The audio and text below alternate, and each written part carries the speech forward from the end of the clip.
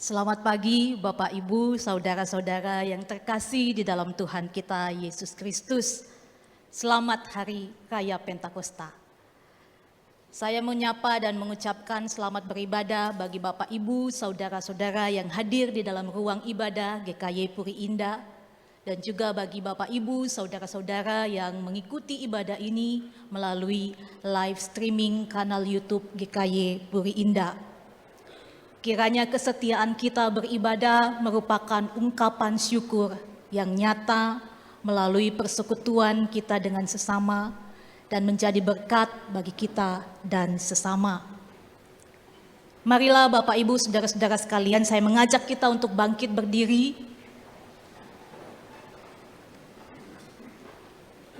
Dan ibadah kita hari ini kita mulai dengan suatu pengakuan bahwa pertolongan kita adalah di dalam Tuhan yang menjadikan langit dan bumi. Turunlah kiranya atas kita sekalian anugerah dan damai sejahtera dari Allah Bapa dan Tuhan kita Yesus Kristus. Mazmur 84 ayat 2 dan 3 berkata, "Betapa disenangi tempat kediaman-Mu ya Tuhan semesta alam. Jiwaku hancur karena merindukan pelataran-pelataran Tuhan. Hatiku dan dagingku bersorak-sorai kepada Allah yang hidup." Marilah saudara sekalian kita menaikkan pujian, kita menaikkan sorak-sorai kita kepada Allah, dan kita mengatakan bahwa hari ini kita rindu Tuhan memenuhi kita dengan kuasa-Nya. Limpahlah piala-Mu.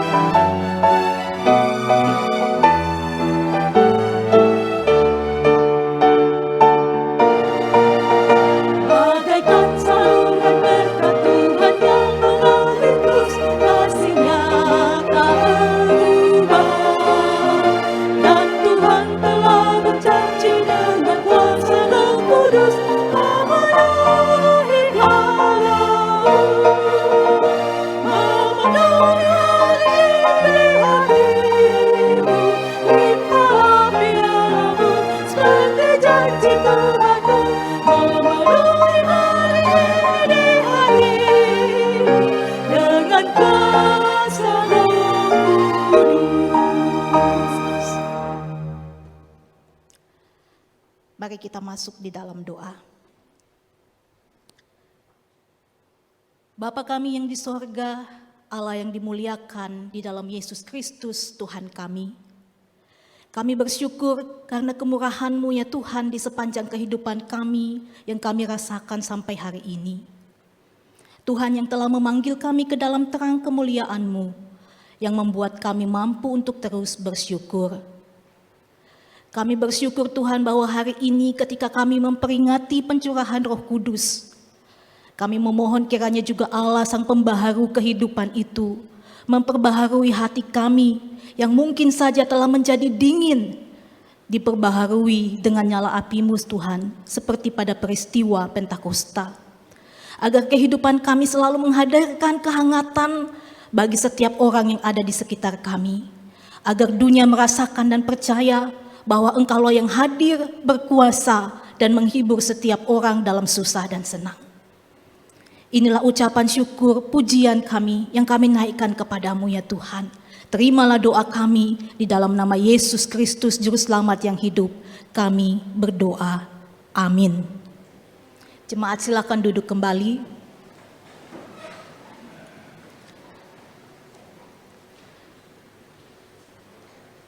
Hari ini ketika kita merayakan Pentakosta, sekali lagi kita diingatkan bahwa Roh Kudus telah dicurahkan bagi gerejanya. Dan kiranya api semangat itu untuk menyatakan, memberitakan Injil, kabar baik bagi seluruh dunia akan terus menyala, berkobar di dalam hati kita. Mari kita sambung pujian kita. Dan kiranya pujian ini juga mengingatkan kita untuk terus-menerus berkobar menyala bagi pemberitaan kabar baik Injil itu. Bangunkan kami, haleluya, puji Tuhan.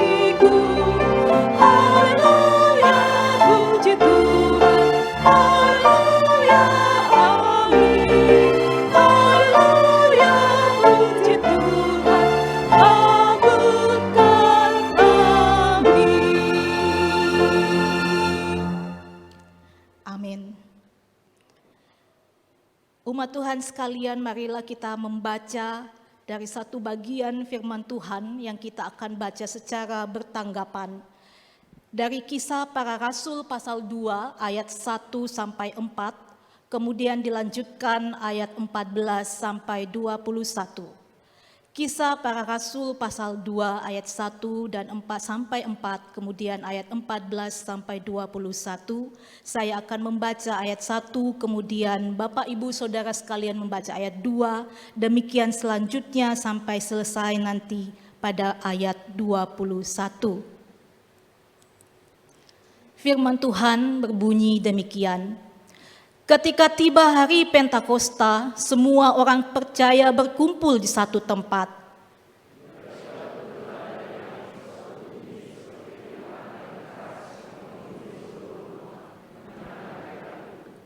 Dan tampaklah kepada mereka lidah-lidah seperti nyala api yang bertebaran dan hinggap pada mereka masing-masing.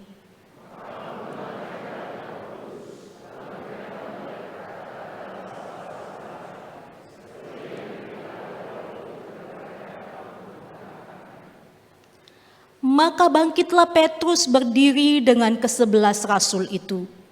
Dan dengan suara nyaring ia berkata kepada mereka, "Hai kamu orang Yahudi dan kamu semua yang tinggal di Yerusalem, ketahuilah dan camkanlah perkataanku ini.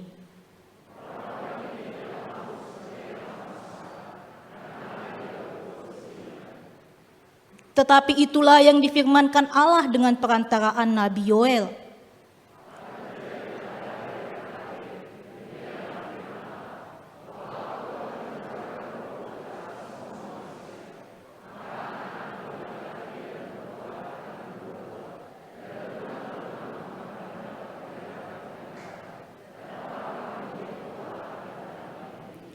Juga ke atas hamba-hambaku laki-laki dan perempuan akan kucurahkan rohku pada hari-hari itu, dan mereka akan bernubuat.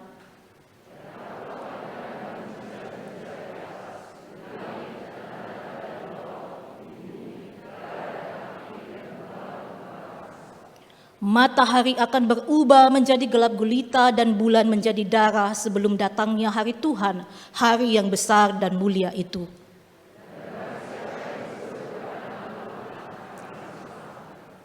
Amin.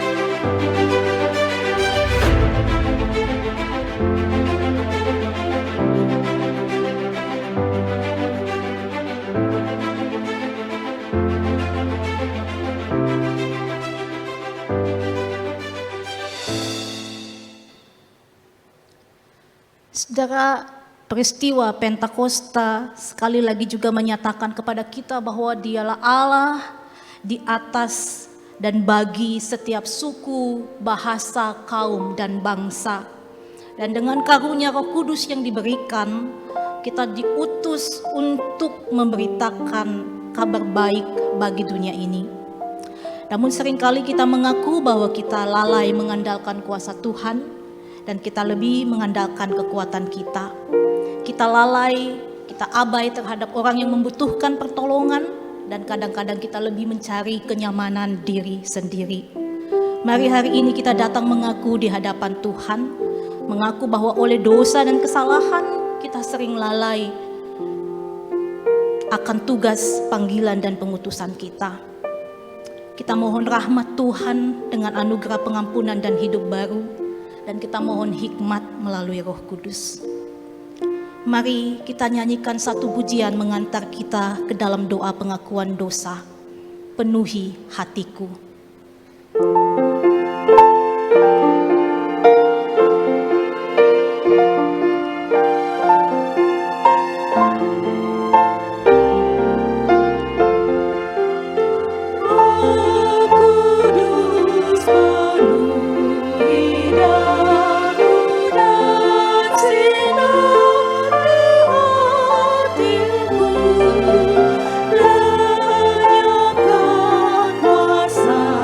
Yang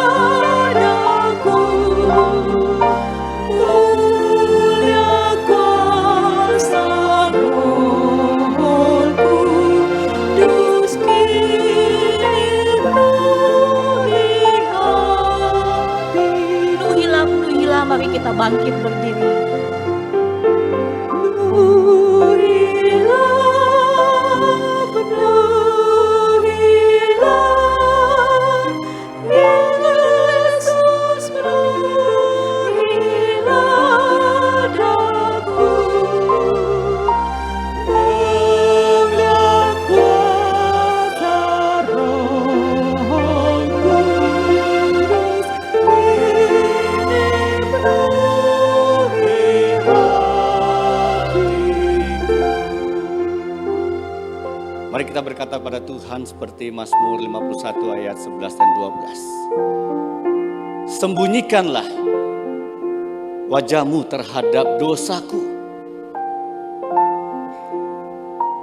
Hapuskanlah segala kesalahanku. Jadikanlah hatiku tahir ya Allah. Dan perbaharuilah batinku dengan roh yang teguh. Mari kita minta pengampunan pada Tuhan dan diteguhkan oleh Roh Kudus segala tekad kita di hadapannya. Kita berdoa masing-masing dalam hati kita.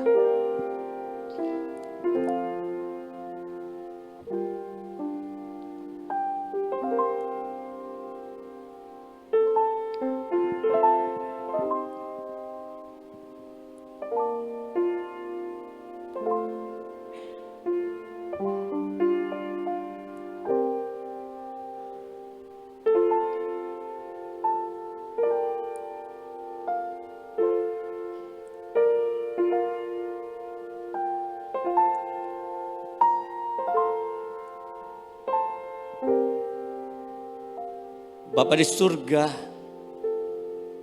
Engkau yang mengenal kami. Engkau memberikan Yesus Kristus mati bagi kami dan mencurahkan Roh Kudus. Kami bersyukur pada saat kami datang ke depan Tuhan, kami mengingat Tuhan pencipta kami, Allah Tritunggal, pencipta kami. Kami hadir dengan kegentaran. Tapi pada saat ini Tuhan, di tengah gentar kami adalah kegentaran karena kesucian Tuhan. Bukan lagi melihat dosa kami, karena dosa kami sudah dihapuskan oleh Yesus Kristus. Dan Roh Kudus meneguhkan kami adalah orang-orang yang dipercayakan Injil. Kami adalah orang-orang yang dijamin sampai kami bertemu Tuhan. Atau sampai Yesus Kristus datang kedua kali. Terima kasih untuk hari kami boleh mengingat pencipta kami berkarya luar biasa.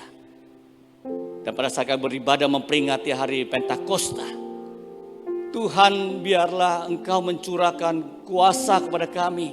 Roh Kudus yang sudah ada dalam hati kami, memberikan kuasa, memberikan keberanian, memberikan kami hikmat untuk menyatakan kebenaran, menyatakan kabar baik, menyatakan perbuatan-perbuatan yang berkenan di hadapan Tuhan.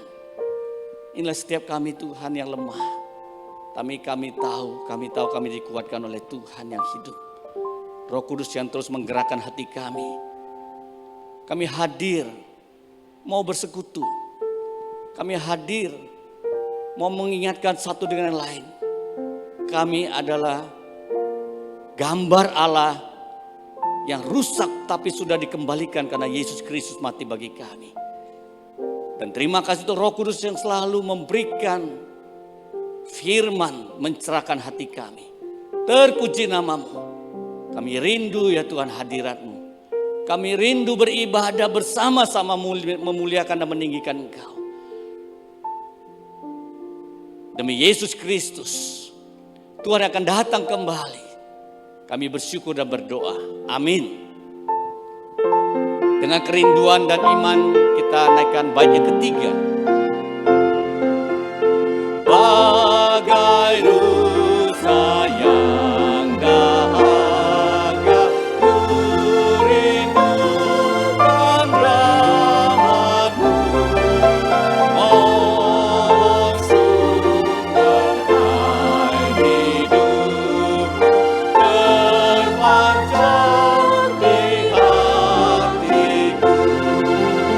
Ruhilah, ruhilah.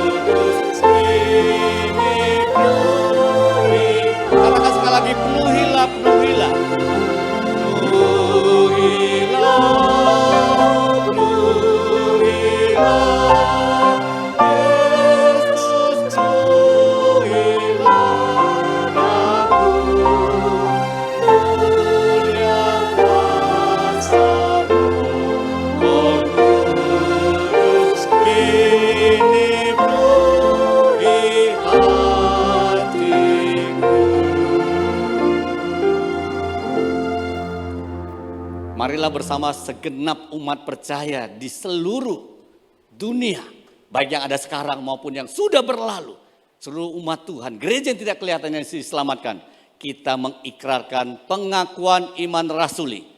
Aku percaya kepada Allah, Bapa yang Maha Kuasa, Khalik langit dan bumi, dan kepada Yesus Kristus, anaknya yang tunggal, Tuhan kita, yang dikandung dari Roh Kudus, lahir dari anak darah Maria, yang menderita sengsara di bawah pemerintahan Pontius Pilatus, disalibkan, mati dan dikuburkan, turun ke dalam kerajaan maut. Pada hari yang ketiga, bangkit dari antara orang mati, naik ke surga, duduk di sebelah kanan Allah, Bapa yang Maha Kuasa, dan dari sana ia akan datang untuk menghakimi orang yang hidup dan yang mati. Aku percaya kepada Roh Kudus, gereja yang kudus dan am, persekutuan orang kudus, pengampunan dosa, kebangkitan tubuh, dan hidup yang kekal. Amin. Jemaat disilakan duduk kembali. Tuhan memberkati.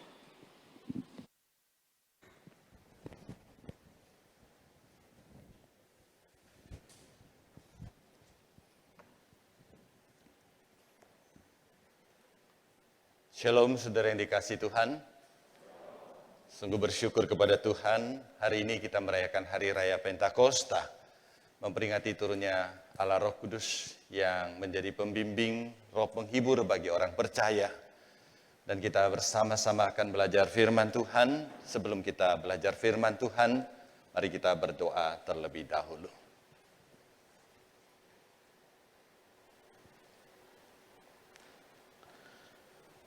Kami mengucapkan syukur dan terima kasih pada hari ini ketika kami berkumpul bersama. Kami diingatkan bahwa Allah Roh Kudus hadir di dalam kehidupan kami, menjadi penuntun, menjadi penolong, yang menuntun kami melewati perjalanan di dalam dunia ini, sehingga hidup kami memuliakan nama Tuhan. Sehingga gereja dapat melayani sesuai dengan kehendak Tuhan, dan nama Tuhan dimuliakan melalui kehidupan kami. Terima kasih Tuhan, sebentar kami akan belajar firman Tuhan.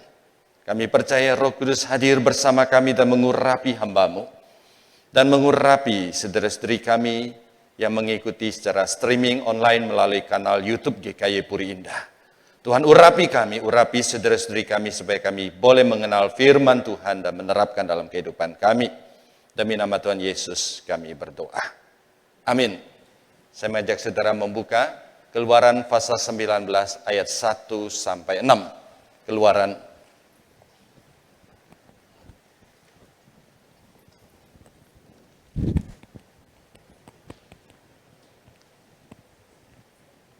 Keluaran pasal 19 ayat 1 sampai dengan 6 saya akan bacakan untuk saudara sekalian. Demikian firman Tuhan. Keluaran pasal 19 ayat 1 sampai kepada ayat ke-6. Pada bulan ketiga setelah orang Israel keluar dari Mesir, mereka tiba di padang gurun Sinai pada hari itu juga. Setelah mereka berangkat dari Rafidim, tibalah mereka di padang gurun Sinai, lalu mereka berkemah di padang gurun, orang Israel berkemah di sana di depan gunung itu. Lalu naiklah Musa menghadap Allah, dan Tuhan berseru dari gunung itu kepadanya, beginilah kau katakan kepada keturunan Yakub, dan kau beritakan kepada orang Israel, kamu sendiri telah melihat apa yang kulakukan kepada orang Mesir, dan bagaimana aku telah mendukung kamu di atas sayap Raja Wali dan membawa kamu kepadaku. Jadi sekarang, jika kamu sungguh-sungguh mendengarkan firman-Ku dan berpegang pada perjanjian-Ku, maka kamu akan menjadi harta kesayangan-Ku sendiri dari antara segala bangsa, sebab Akulah yang empunya seluruh bumi. Kamu akan menjadi bagiku kerajaan imam dan bangsa yang kudus. Inilah semua firman yang harus kau katakan kepada Israel. Sampai di sini kita membaca Alkitab. Saudara yang dikasihi Tuhan, sewaktu saya melayani di Singapura, saya bertemu dengan cukup banyak orang tua yang tinggal di sana mendampingi anak-anak mereka yang sekolah. Anak-anak mereka masih kecil, jadi orang tua sengaja tinggalkan Indonesia lalu tinggal di Singapura. Saya tanya kerjanya apa? Enggak ada, kecuali menjaga anak. Saudara sekalian, mereka bela-belain tinggalkan Indonesia dan tinggal di Singapura untuk mendampingi anaknya yang sekolah. Apa tujuannya, saudara sekalian? Tujuannya supaya anak-anaknya tidak salah bergaul. Supaya anak-anaknya kebutuhannya tercukupi. Dan yang paling penting adalah supaya mereka ingat identitas mereka. Bahwa mereka adalah murid. Mereka tidak boleh hidup sembarangan dan mereka tidak jadi rusak. Saudara sekalian, semua orang tua ingin anaknya berhasil dan semua orang tua ingin anaknya memuliakan Allah dan menjadi berkat bagi sesama. Saudara, hal yang sama juga terjadi dalam peristiwa gereja pada hari ini. Hari ini kita merayakan Pantekosta. Sebelum Yesus naik ke surga, Yesus berkata, "Aku tidak akan meninggalkan kamu menjadi yatim piatu di dalam dunia ini. Aku akan mengutus," kata Yesus, "Roh Kudus yang adalah roh penghibur untuk tinggal bersama dengan kamu selama kamu hidup di dalam dunia ini." Saudara, hari raya Pentakosta kita merayakan hari turunnya Roh Kudus tinggal di dalam hati setiap orang percaya dan menuntun, mendampingi orang percaya. Saudara, Roh Kudus melakukan banyak pekerjaan di dalam kehidupan orang percaya. Membakar hati kita supaya kita giat melayani Tuhan. Menuntun kita supaya hidup kita memuliakan namanya. Dan menolong kita supaya kita mengerti kehendak Tuhan. Dan menjadi orang yang memuliakan nama Tuhan dan menjadi berkat bagi sesama. Dan Roh Kudus selalu mengingatkan kita akan status kita sebagai anak Tuhan. Sebagai utusan Tuhan yang harus memuliakan Tuhan dan menjadi berkat bagi banyak orang. Saudara sekalian, teks yang kita baca hari ini juga memiliki latar belakang yang mirip dengan dua kisah di atas. Kisah anak yang didampingi orang tua dan kisah orang Kristen di dalam dunia ini yang dituntun dan dibimbing oleh Roh Kudus. Saudara, kalau kembali kepada teks kita, ayat 1 berkata Israel sudah 3 bulan meninggalkan Mesir. 3 bulan artinya 90 hari. 90 hari melakukan perjalanan dan mereka sudah menetap di depan Gunung Sinai. Saudara, pada hari pertama, minggu pertama, mereka masih bingung, saudara. Jadi itu namanya masih jet lag. Mereka baru melakukan perjalanan, buru-buru keluar, tidak sempat berpikir. Setelah 90 hari, mereka mulai berpikir, siapa diri mereka. Saudara, kalau 90 hari, itu masih seperti tamu. Tapi 90 hari, saudara sekalian, mereka sudah kembali kepada sifat aslinya. Israel itu siapa? Saudara sekalian, Israel pada waktu itu berkemah di depan Gunung Sinai. Mereka memiliki banyak masalah. Israel bukan satu bangsa yang baik. Mereka adalah satu bangsa yang penuh dengan masalah. Masalah pertama bangsa Israel adalah mereka tidak punya identitas diri. Saudara, kalau bertemu dengan orang yang tidak kenal identitasnya atau tidak punya identitas diri, susah, saudara sekalian. Karena dia tidak kenal siapa dirinya. Dia tidak punya tujuan hidup. Dia melakukan apapun juga. Dan itulah Israel. Mereka tidak punya identitas diri. 430 tahun mereka tinggal di Mesir. Lebih dari 400 tahun mereka menjadi bangsa budak.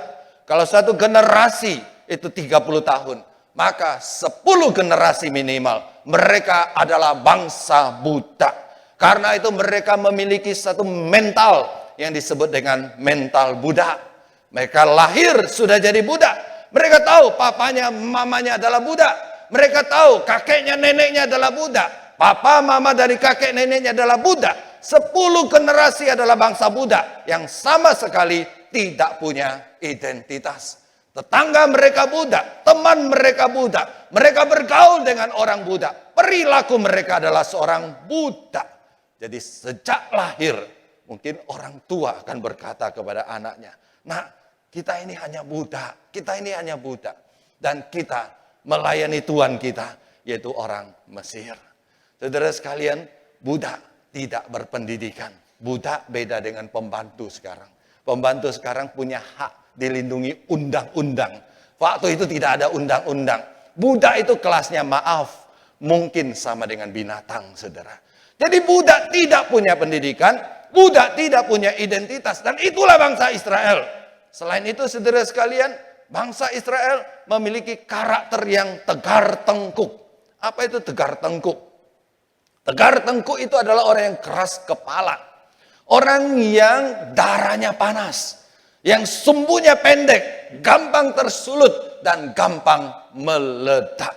Saudara sekalian, saya ingat waktu saya SMP, ada satu guru saya itu darah panas. Ya, dia termasuk keturunan orang darah panas. Sumbunya pendek, guru yang galak. Semua orang takut sama dia. Gampang marah. Kalau lagi ngajar zaman dulu, sekarang sudah tidak boleh ya. Zaman dulu kita sekolah, kalau papan tulis itu masih pakai kapur ya. Nah, itu penghapusnya kayak gini, saudara sekalian ya. Jadi tiba-tiba penghapus bisa melayang, saudara sekalian. Jadi waktu itu, nah, belajar juga harus bisa belajar ilmu menghindar sedikit ya. Kalau itu dia tidak sungkan-sungkan lempar.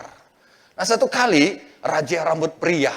Nah, jadi pria yang rambutnya lebih panjang dari telinga dan lehernya tertutup akan dipotong. Dia bawa gunting, tap masuk, saudara ya. Satu teman saya rambutnya agak panjang sedikit saja, saudara sekalian ya. Lalu dia sampai di sana, dia pegang kepalanya. Teman saya lihat dia, Pak, boleh tidak Pak, potongnya jangan terlalu pendek ya, potongnya jangan terlalu pendek. Gara-gara kalimat itu darahnya naik, saudara ya. Nah, itu namanya darah panas. Dia marah, lalu dia potong rambutnya, saudara sekalian, satu botak di sini, saudara sekalian. Nah, itu darah panas. Cepat tersinggung, cepat marah, dan semua orang takut dia. Dan saya bersyukur satu sekolah cuma satu guru seperti itu. Bayangkan kalau satu sekolah semua guru adalah seperti itu. Seperti itulah bangsa Israel. Mereka adalah bangsa yang berdarah panas. Mereka gampang sekali tersulut, gampang berkelahi. Dan mereka bukan 1-2 orang, tapi seluruh bangsa, 2 juta orang memiliki sifat seperti itu. Jadi saudara sekalian, ini adalah satu bangsa yang bermental budak. Bangsa yang tidak berpendidikan. Bangsa yang mudah tersinggung. Dan bangsa yang suka berontak. Oleh sebab itu kalau saudara baca balik di pasal 14 sampai pasal 18. Beberapa kali mereka demo di depan Musa. Mereka bilang kita pulang ke Mesir saja. Musa, kamu orang jahat. Mereka tidak hanya bersungut-sungut. Tapi mereka beberapa kali mau mengambil batu dan melempari Musa. Saudara sekalian, masalah kedua bangsa Israel adalah mereka bangsa yang tegar tengkuk, yang suka membangkang. Dan masalah terbesar mereka sebenarnya adalah masalah ketiga. Masalah terbesar ketiga adalah masalah mereka tidak kenal Allah. Jadi mereka sebenarnya tidak menyembah Allah. Mereka bukan umat Allah, ya, tapi Allah memilih mereka. Mereka tidak menyembah kepada Allah. Ini terbukti dari Keluaran pasal 3. Ketika Allah memanggil Musa untuk memimpin bangsa Israel keluar, di ayat 13 Musa bertanya kepada Tuhan, jika mereka bertanya kepada saya, siapa namamu? Apa yang harus saya jawab? Musa sendiri pada waktu itu samar-samar dengan Musa. Bangsa Israel sama sekali tidak kenal Musa. Dan peristiwa satu lagi, ketika Musa berada di Gunung Sinai, mereka minta Harun membuat patung lembu emas. Dan mereka pergi menyembah kepada patung lembu emas. Jadi saudara sekalian, mereka tidak kenal Allah. Kalau saya simpulkan, bangsa Israel pada waktu itu adalah satu bangsa yang tidak takut kepada Allah. Dan tidak takut kepada manusia. Dan ini adalah satu bangsa yang liar. Satu bangsa yang tidak ada pengharapan. Satu bangsa yang sangat barbar. Mereka tidak takut kepada manusia karena mereka adalah budak. Mereka tidak takut kepada Allah karena mereka tidak punya agama. Pertanyaannya lalu, mengapa Allah menyelamatkan mereka? Saudara sekalian, apa untungnya Allah menyelamatkan bangsa ini? Jawabannya hanya satu, karena Allah kita adalah Allah yang penuh dengan kasih dan penuh dengan anugerah. Dan firman Tuhan hari ini kita membaca bahwa Allah ingat akan perjanjiannya dengan Abraham, dengan Ishak dan dengan Yakub. Dan Allah kita adalah Allah yang setia kepada janjinya. Walaupun keturunan Yakub itu sudah melupakan Tuhan. Sudah jadi bangsa yang tidak punya harga diri. Sudah punya budak. Sudah jadi budak. Tapi Allah kita itu Allah yang tidak pernah ingkar janji. Jadi bersyukur saudara sekalian. Ini bangsa sudah tidak ingat akan Tuhan. Tidak tahu nenek moyangnya punya perjanjian dengan Tuhan. Tapi Tuhan tidak melupakan janjinya. Saudara, sampai di sini kita pause sebentar. Kita refleksi. Pengalaman Israel bukankah juga merupakan pengalaman kita, saudara dan saya? Bukankah kita tidak lebih baik daripada bangsa Israel? Mungkin saudara berkata, oh saya berpendidikan tinggi. Saya S2, S3, S4 saudara sekalian ya. Saya minimal sarjana. Saya punya pekerjaan yang baik. Tapi bukankah sebenarnya dasar hidup kita sebelum kita percaya Tuhan Yesus, kita juga liar di dalam. Kita juga budak. Kita juga adalah orang yang tidak kenal identitas diri kita. Tapi di dalam kasih-Nya, Allah memiliki perjanjian dengan Abraham. Dan itu berlaku atas kita. Dan Allah menyelamatkan kita. Dan satu hal lagi kita pelajari. Kesetiaan Allah itu tidak tergantung kepada kesetiaan kita. Kesetiaan Allah akan janjinya tidak tergantung kepada kesetiaan Israel. Israel sudah melupakan Allah. Sudah menjadi bangsa kafir. Sudah hidup menjadi budak. Tapi Allah tetap ingat janjinya. Kita mungkin bisa melupakan Allah. Kita mungkin bisa jauh hidup jatuh di dalam dosa. Tapi Allah tidak melupakan kita. Karena itu hari ini saya berseru kepada saudara sekalian. Di antara kita mungkin punya pengalaman perjalanan kehidupan Kristen yang tidak baik. Saudara jatuh ke dalam dosa dan saudara merasa hidup saudara sudah tidak berguna. Bahkan banyak orang merasa jijik terhadap dirinya sendiri. Dan merasa Allah sudah menolak dia. Saudara sekalian, hari ini saya berkata, kesetiaan Allah tidak tergantung kepada kesetiaan saudara dan saya. Siapapun kita, kalau kita datang kepada Dia, maka Dia akan menerima kembali.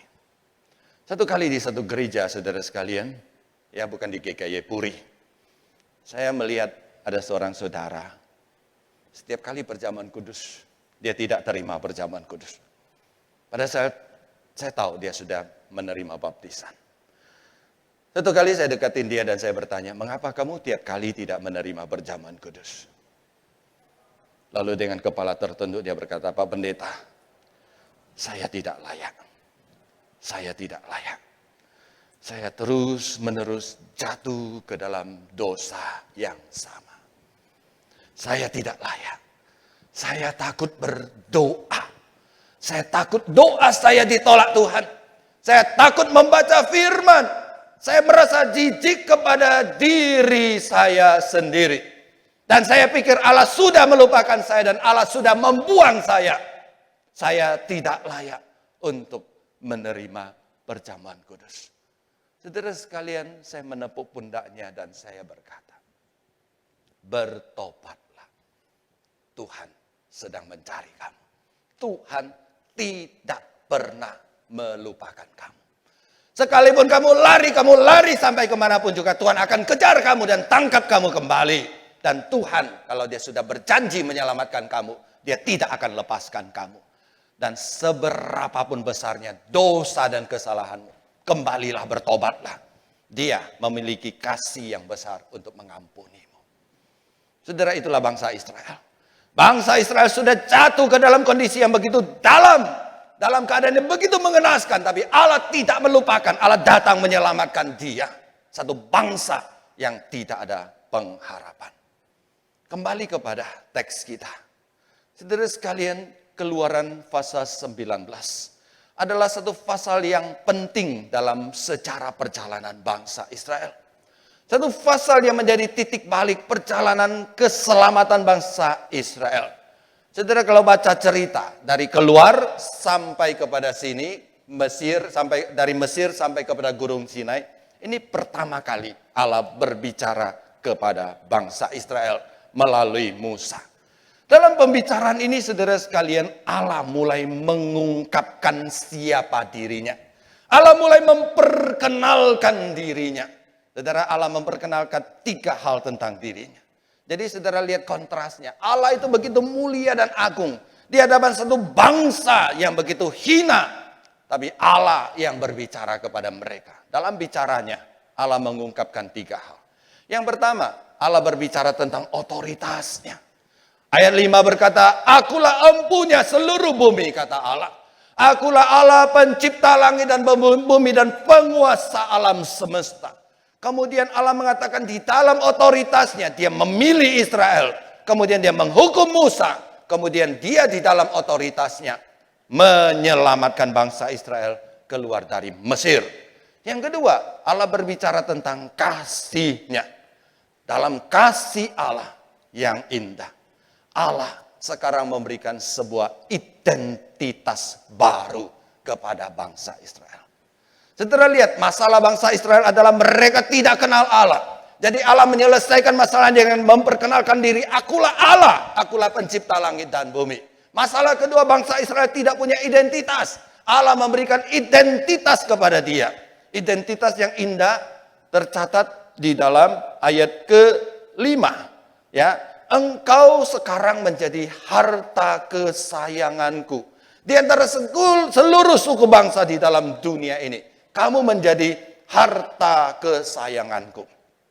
Dengan kata lain, Allah mengingatkan Israel, kamu bukan lagi budak. Kamu harus tinggalkan mental budakmu. Dan kamu harus hidup sebagai umat kesayangan Allah.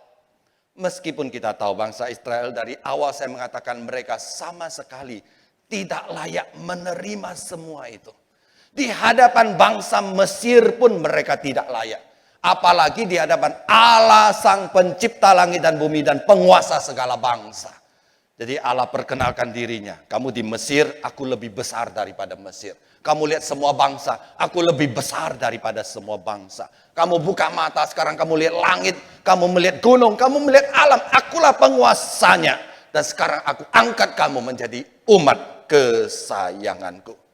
Dan yang menarik saudara sekalian, di dalam firman Tuhan ini Allah menggunakan satu ilustrasi. Yaitu ilustrasi Raja Wali menyelamatkan bangsa Israel. Aku menuntun kamu, aku menanggung kamu seperti Raja Wali. Di atas sayapku aku membawa kamu. Saudara, ini adalah satu kalimat yang menunjukkan Allah memperhatikan bangsa Israel secara pribadi. Tapi Allah ketika memimpin bangsa Israel, Allah juga melatih bangsa Israel menjadi satu bangsa yang tangguh. Kalau saudara nonton film tentang burung Raja Wali, bagaimana burung Raja Wali melatih anaknya terbang? Ya, saya menyaksikan saudara sekalian, burung Raja Wali akan membawa anaknya ke tempat yang tinggi. Ya, kemudian di tempat yang tinggi itu ketika badai datang, maka dia akan ajak anaknya terbang. Jadi anaknya itu terbang pertama takut-takut dengan sayap yang terbentang. Induknya selalu berada di sampingnya. Ke kiri dia ke kiri, ke kanan dia ke kanan. Ada kalanya sang anak itu jatuh dan dia langsung tatang, ya. Menatang dengan apa? Dengan sayapnya. Dan setelah terbang beberapa kali ketika anaknya itu sudah mulai terbang, saudara, anaknya mulai meninggalkan induknya. Dan setelah itu Raja Wali induknya pulang. Setelah Raja Wali melihat anaknya itu sudah aman, dia tinggalkan. Saudara, seperti itulah cara Allah melatih kita. Satu hal yang selalu saya tekankan. Allah ingin selalu melatih kita menjadi orang Kristen yang tangguh. Allah tidak ingin kita menjadi orang Kristen yang manja. Allah tidak ingin kita menjadi orang Kristen yang cengeng. Hari ini banyak orang Kristen yang cengeng, yang tidak tahan uji, yang tidak memiliki kekuatan apapun di dalam hidupnya ketika menghadapi godaan, dosa, dan tantangan hidup. Saudara, Allah tidak ingin membangun satu bangsa yang cengeng. Allah ingin kita menjadi bangsa yang tangguh. Umat pilihan Allah yang memuliakan namanya. Seperti induk Raja Wali. Demikianlah Allah melatih kita. Yang ketiga, Allah memberikan misinya kepada bangsa Israel. Allah menitipkan satu misi kepada umat Israel. Ayat ke-6 berkata, Allah mengangkat Israel menjadi kerajaan imam bangsa yang kudus. Siapa itu imam? Imam adalah satu jabatan yang mewakili manusia berdiri di hadapan Tuhan, membawa manusia lebih dekat kepada Tuhan. Jadi Allah menyelamatkan bangsa Israel. Tidak sampai di sana. Allah melatih bangsa Israel seperti burung Raja Wali melatih anaknya. Setelah dia kuat, Allah utus mereka untuk menjadi imam bangsa yang kudus. Jadi bangsa Israel memiliki satu tugas yang mulia dan berat. Yaitu di antara segala bangsa, mereka punya tugas membawa bangsa lain lebih dekat kepada Allah. Jadi perhatikan struktur ayat ini. Di antara semua bangsa, aku memilih kamu menjadi satu bangsa. Kerajaan imam, namanya kerajaan imam. Satu kerajaan berhubungan dengan kerajaan-kerajaan yang lain. Kamu jadi utusan Allah, kamu jadi wakil Allah. Untuk menjadi teladan di antara semua suku bangsa. Dan menjadikan semua suku bangsa menjadi umat Tuhan. Saudara, itulah semangat dari Pentakosta. Pentakosta turun, Roh Kudus turun, supaya saudara dan saya pergi dan menjadikan semua bangsa murid Tuhan Yesus. Untuk menjadi kerajaan imam, bangsa Israel harus memiliki teladan kehidupan dan mengabarkan kebenaran. Saudara, itulah isi dari Keluaran 19 yang kita baca tadi. Dan sampai di sini saya mau mengatakan, kisah Israel sebagai satu bangsa adalah seperti cermin perjalanan iman saudara dan saya. Jadi ketika kita membaca Keluaran 19, kita seperti bercermin dengan pengalaman kehidupan kita. Israel sebelumnya tinggal di Mesir menjadi budak. Dulu kita juga tinggal di Mesir dan menjadi budak. Saudara, apa itu Mesir kita? Mesir kita adalah kehidupan lama kita. Kehidupan yang penuh dengan dosa. Tempat di mana kita menjadi budak dosa. Mesir adalah masa lalu kita yang kelam. Mesir adalah masa di mana hidup kita penuh dengan dosa. Percabulan, perzinahan, pengumbaran hawa nafsu, kebencian, ketamakan, dan segala jenis dosa. Kita menjadi hamba dosa di sana. Dan dari Mesir, Tuhan selamatkan kita. Mesir adalah masa lalu kita. Di mana kita hidup sebagai budak dari segala sesuatu. Hidup untuk diri sendiri. Budak ambisi kita dengan mental budak kita. Dari Mesir, Allah menyelamatkan kita menuju kepada Kanaan. Dari Mesir, Allah menyelamatkan bangsa Israel masuk ke dalam Kanaan. Dari Mesir, Allah menyelamatkan kita untuk menuju Kanaan. Saudara, sekarang perjalanan hidup kita adalah sedang menuju Kanaan rohani. Jangan lagi seperti bangsa Israel yang pengen balik kepada Mesir. Susah sedikit mereka bilang lebih enak tinggal di Mesir. Susah sedikit mereka bilang aku ingat akan mentimun yang besar, daging yang banyak, kualinya besar. Enak di sana. Itu lambang dosa, saudara sekalian. Saudara, kita sudah dipimpin keluar dari Mesir. Jangan lagi balik ke Mesir kita. Mari kita arahkan hati kita pergi kepada Kanaan kita. Dan tidak hanya itu, saudara sekalian, Allah menitipkan satu misi di dalam kehidupan saudara dan saya. Yaitu melalui Roh Kudus yang tinggal di dalam hati kita. Yang turun pada hari Pentakosta. Supaya kita menjadi utusan Allah, kerajaan imam, bangsa yang kudus. Saudara sekalian, satu hal yang penting. Yaitu ketika kita mau jadi utusan Allah. Saudara dan saya harus tinggalkan mental budak. Keluaran pasal 19, Allah ingin menghapus mental budak bangsa Israel. Supaya mereka melupakan diri mereka adalah budak. Dan supaya mereka sadar mereka adalah umat kesayangan Allah. Saudara sekalian, hari ini banyak orang Kristen mengaku anak Tuhan, tapi hidupnya masih jadi mental budak dosa. Allah ingin kita tinggalkan mental budak. Apa itu budak? Budak mempunyai 3 ciri. Budak tidak punya identitas. Karena tidak punya identitas, budak tidak punya tujuan hidup. Budak tidak punya harga diri. Budak tidak mandiri. Budak tidak bisa menentukan hidupnya sendiri. Saudara sekalian, bersyukur kepada Tuhan. Alkitab dengan tegas mengatakan, Kristus mati untuk memerdekakan kita. Sehingga kita bukan lagi budak. Kristus mati merebut kita keluar dari Mesir. Dan kita tidak lagi budak. Tinggalkan mental budak kita. Saudara sekalian, bagaimana kita tinggalkan mental budak kita? Yang pertama, selalu ingat identitas diri kita. Tujuan hidup kita. Tujuan hidup kita adalah memuliakan Tuhan. Kalau tujuan hidup kita memuliakan Tuhan, maka seluruh segala sesuatu yang kita perbuat akan kita arahkan untuk memuliakan Tuhan dan menjadi berkat bagi sesama. Hari ini kenapa banyak orang gampang jatuh ke dalam dosa? Karena dia tidak punya tujuan yang jelas. Dia tidak ingat, dia lupa tujuan hidupnya adalah memuliakan Tuhan. Akibatnya dia gampang jatuh ke dalam dosa. Yang kedua, sebagai umat merdeka, kita punya harga diri. kita punya harga diri. Apa itu harga diri? Harga diri itu adalah satu kesadaran membuat kita melawan dosa, tidak jatuh ke dalam dosa bukan karena takut dihukum. Kalau buta, dia melakukan segala sesuatu tujuannya apa? Supaya tidak dihukum. Yang dia takuti apa? Dihukum. Kalau saudara takut berdosa karena saudara takut dihukum, saudara adalah budak. Masih punya mental budak. Tapi kalau saudara tidak mau berdosa karena itu pilihan saudara dan saudara punya harga diri, itu baru mental seorang yang merdeka. Seorang anak Tuhan. Saya ingat saudara waktu saya masih jadi dosen di Saat Malang, saya sering nyetir sendiri ke Surabaya pelayanan. Kadang malam-malam setelah pelayanan malam jam 9, jam 10, saya nyetir sendiri pulang, saudara sekalian. Ya. Satu kali di tol Surabaya Malang, saya lagi nyetir. Ada satu mobil, saudara sekalian ya, bahasa orang Jawa Timur itu bencekno, saudara ya. Ya, bencekno banget. Dia itu pepetin saya dari belakang terus.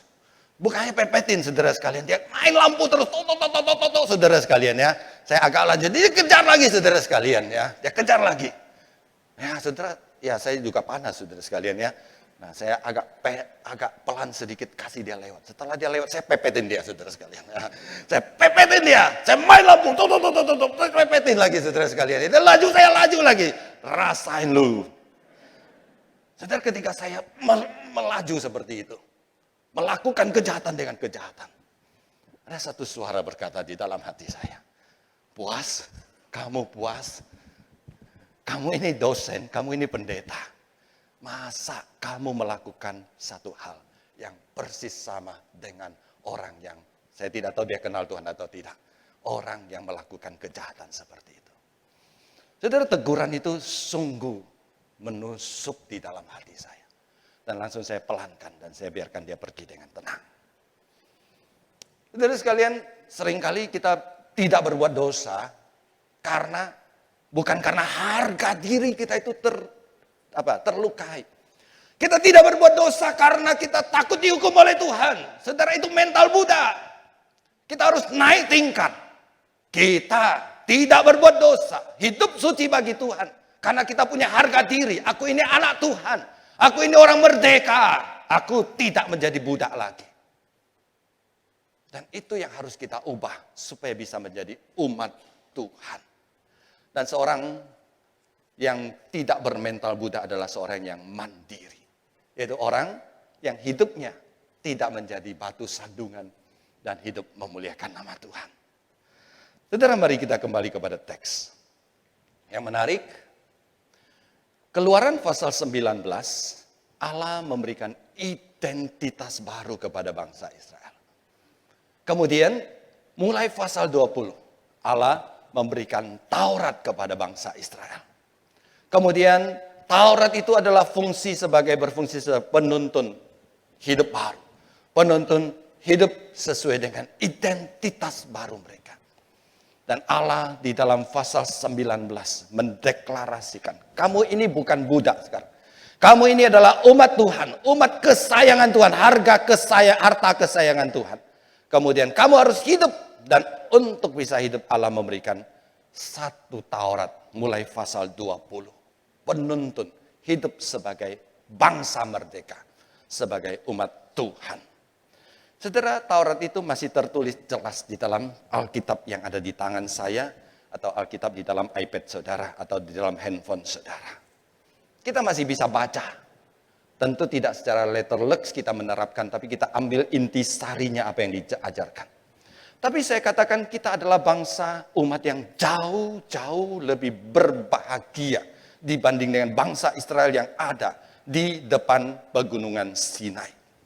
Karena di perjanjian baru saudara dan saya, kita tidak hanya punya firman Tuhan yang dapat kita baca. Tapi ada Roh Kudus yang sudah turun di dalam hati kita, yang menuntun hidup kita, yang tinggal bersama dengan kita.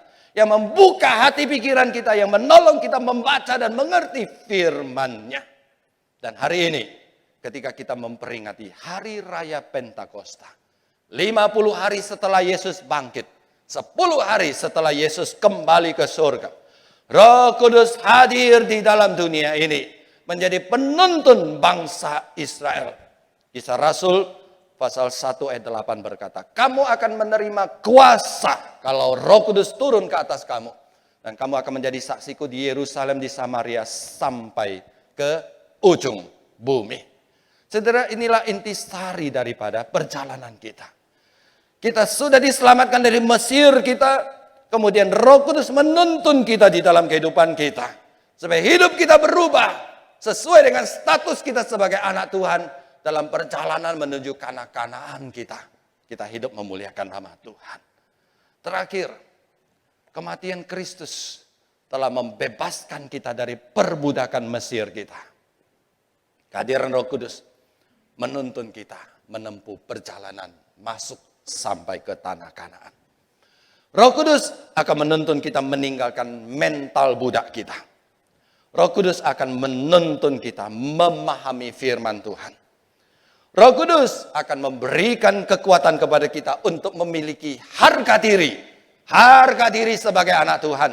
Sehingga kita menolak dosa. Dan Roh Kudus akan memberikan kekuatan kepada kita untuk menjadi saksi bagi Kristus sampai ke ujung bumi. Tuhan memberkati kita. Mari kita berdoa.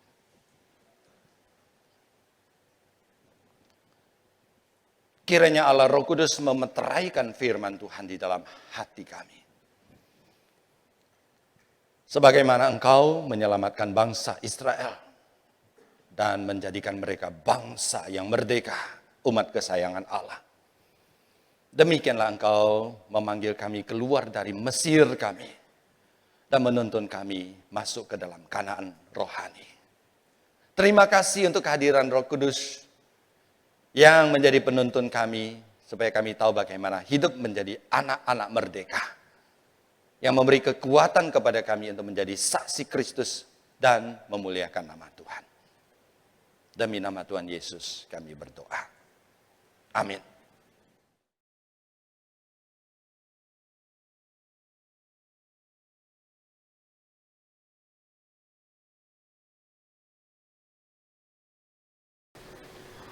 Umat Tuhan sekalian, saatnya kita akan membawa persembahan syukur kepada Tuhan. Sambil kita mengingat yang dikatakan oleh Alkitab, bersyukurlah kepada Tuhan, panggillah namanya, perkenankanlah perbuatannya di antara bangsa-bangsa. Jemaat sekalian, silahkan untuk memindai kode yang ada di depan atau juga yang ada di depan di belakang kursi untuk memberikan persembahan.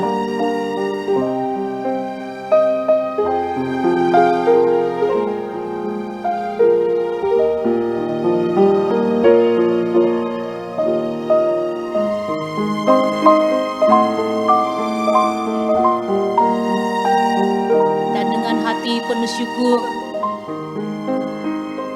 kita akan bersama-sama membawa persembahan ini dan menyanyikan pujian kita di mezbahnya, sembahkanlah korbanmu.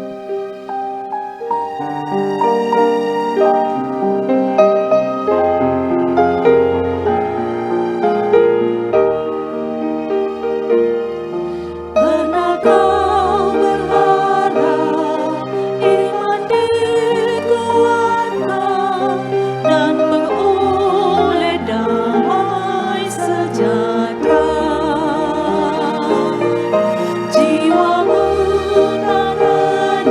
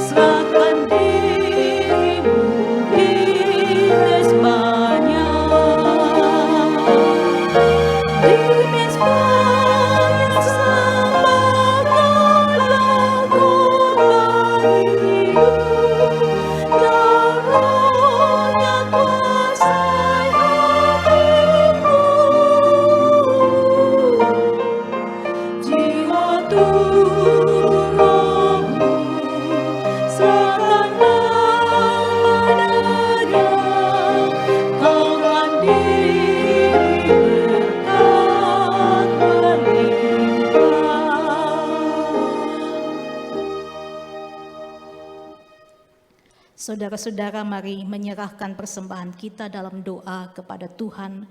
Kita berdoa. Kami bersyukur kepadamu ya Tuhan, atas kasih-Mu yang menjamin keselamatan kami. Sebagai wujud syukur kami, saat ini kami telah memberikan persembahan. Kiranya Engkau berkenan memberkatinya untuk dipakai bagi pelayanan yang mewujudkan kasih dan keadilan bagi sesama. Terimalah ya Tuhan persembahan kami sebagai tanda hormat dan kasih bagi-Mu, serta pakailah seluruh hidup kami untuk melayani Engkau dengan penuh kasih. Terpujilah Engkau selama-lamanya. Di dalam nama Tuhan Yesus Kristus kami berdoa. Amin. Jemaat silakan duduk kembali.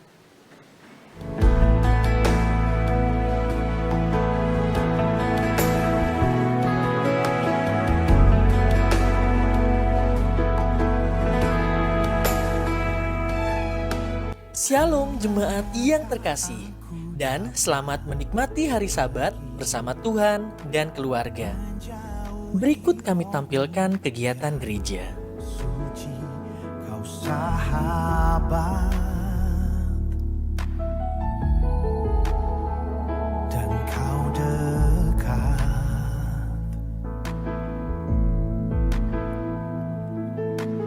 Bahkan seluruh pengabdianku tak bisa membalas kesetiaanmu. Sungguh mulia dan berharga. Sungguh besar pengorbananmu. Untuk info selengkapnya dapat dilihat di Iwarta Gereja yang dibagikan dan Instagram GKY Puri. Tuhan Yesus memberkati.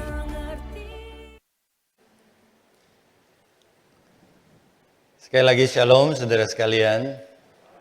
Sungguh bersyukur hari ini kita boleh berkumpul bersama beribadah kepada Tuhan. Saya tetap menyambut dan menyapa saudara-saudari yang sedang beribadah secara online melalui streaming GKY Puri Indah. Sekali lagi jika memungkinkan saudara sekalian, saya undang saudara yang ikuti streaming, kembalilah secara onsite di dalam gedung gereja kita. Kalau saudara merasa pukul 8 masih terlalu crowded, terlalu ramai, pukul 10.30 relatif masih sepi, saudara bisa menguasai 3-4 kursi untuk saudara sendiri ya. Jadi tidak usah khawatir. Jadi datanglah kalau saudara khawatir masih terlalu ramai, datang pada pukul 10.30. Kita hadir secara onsite, bertemu secara fisik, suasananya pasti jauh berbeda. Berkat yang kita dapatkan lebih besar. Ada berkat yang lebih besar tersedia untuk kita, mari kita datang secara onsite. Saya mengundang saudara untuk berdiri dan memberi salam kepada saudara di sebelah kiri, kanan, belakang kita. Ya. Kalau saudara sudah merasa nyaman, sudah boleh bersalaman tangan saudara sekalian ya. Ya, kalau nyaman ya, kalau tidak nyaman masih gini-gini ya nggak apa-apa. Kungsi-kungsi nggak apa-apa ya. Ya, kita sudah mulai membuka diri untuk bersalaman tangan. Mulai dari adu tinju juga boleh, lama-lama kita bersalaman ya. Silakan duduk saudara sekalian.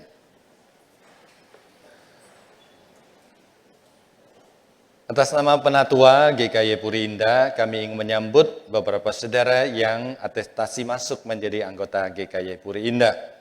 Kita sambut Bapak Budiono Basuki. Kalau ada hadir bersama dengan kita boleh berdiri, kita mau menyambut saudara. Bapak Budiono Basuki. Kemudian Ibu Fuyini Cahyadi. Ya, satu lagi Ibu Idawati. Dan Bapak Jen Martin. Ya, kita sambut saudara sekalian yang menjadi anggota GKY Puri Indah. Jemaat menerima mereka dengan sukacita. Kita juga mengucapkan ya selamat ya kepada Gembala Pos Nias, Guru Injil Aroma dan Guru Injil Mestra yang dikaruniai seorang putri ya, anak ketiga, putra kedua. Marshall Cordetti Nazara. Ya. Anaknya sudah berumur hampir 3 minggu, saudara sekalian ya. Agak telat kita mengucapkan, tapi kita ucapkan selamat kepada Bapak Aroma dan Ibu Mesra. Demikian saudara sekalian warta, mari kita datang ke hadirat Tuhan, kita tundukkan kepala kita berdoa. Kami berterima kasih Tuhan, Engkau begitu mengasihi kami. Kami tidak lebih baik daripada bangsa Israel, tapi Engkau memilih kami, menyelamatkan kami. Dan Engkau begitu menghargai kami, Engkau mau mengubah kami, melatih kami. Dan Engkau mengutus kami menjadi utusan-Mu, mengabarkan Injil sampai ke seluruh bumi. Tuhan tolong kami. Kami bersyukur karena kami tidak ditinggal sebagai yatim piatu.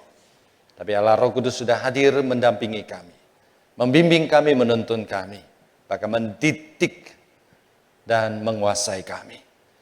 Tuhan tolong supaya hidup kami selalu dikuasai oleh Roh Kudus, supaya hidup kami mencerminkan Tuhan dan memuliakan nama Tuhan.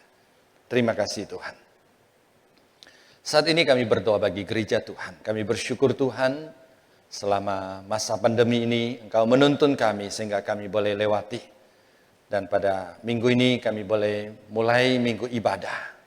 Biarlah melalui firman Tuhan yang kami pelajari sepanjang minggu, sepanjang bulan, kami lebih memahami apa itu ibadah, dan kami boleh menjalankan ibadah yang benar dan berkenan di hadapan Tuhan. Kami juga berdoa menyerahkan jemaat Tuhan yang sedang bergumul di dalam kehidupan. Sebagian mereka menghadapi kesulitan di dalam pergumulan ekonomi, pekerjaan, relasi, dan banyak pergumulan lain. Mereka sedang bergumul dengan sakit penyakit dalam pengobatan. Mereka berhubungan dengan masalah keluarga. Tuhan, tilik mereka Tuhan. Tolong jamah dan pulihkan mereka. Berikan kekuatan, yakinkan bahwa Engkau tidak sedetik pun meninggalkan mereka. Terima kasih Tuhan. Kami juga berdoa menyerahkan rencana untuk mengadakan retreat remaja dan juga sekolah Injil liburan untuk anak-anak sekolah minggu. Tuhan berkati para pembicara, para guru sekolah minggu. Tuhan berkati para remaja yang sudah mendaftar, berkati para murid sekolah minggu. Berkati juga mereka yang mempersiapkan segala sesuatu supaya melalui 2 event ini, saudara-saudari kami, anak-anak remaja dan sekolah minggu boleh dikuatkan imannya dan diutus menjadi saksi Kristus di tengah-tengah keluarga dan kehidupan mereka. Terima kasih Tuhan. Kami kembalikan pujian dan hormat tertinggi kepada Allah kami di surga. Demi nama Tuhan Yesus kami berdoa. Amin. Jemaat saya undang untuk berdiri. Beginilah firman Tuhan yang menjadikan engkau, yang membentuk engkau sejak dari kandungan dan yang menolong engkau. Aku akan mencurahkan rohku ke atas keturunanmu dan berkatku ke atas anak cucumu. Roh Kudus sudah diberikan kepada kita. Berkat Tuhan sudah diberikan secara berkelimpahan di dalam kehidupan kita. Mari kita pergi menjadi murid Kristus, saksi Kristus yang menyalurkan berkat Tuhan kemanapun kita pergi dan dimanapun kita berada. Kita kembalikan pujian dan hormat tertinggi kepada Allah di surga. Doksologi. Puji Allah Bapa Putra, puji Allah Roh Kudus, ketiganya yang esa.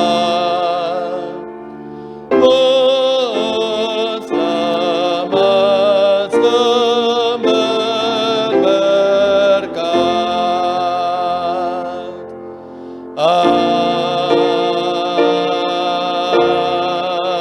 Amin.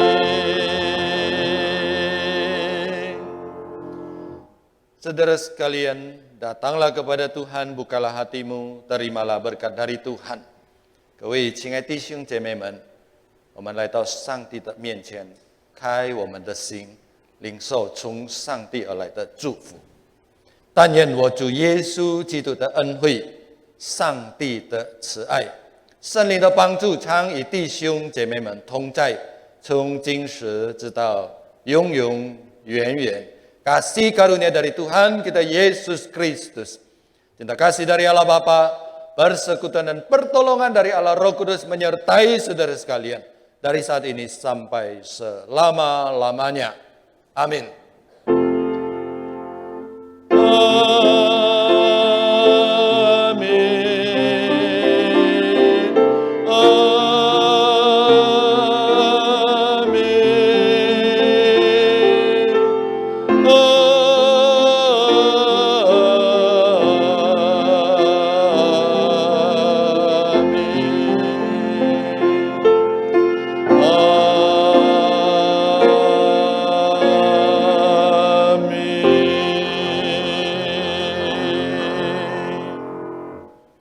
Silakan duduk. Saat teduh selesai, Tuhan memberkati saudara sekalian.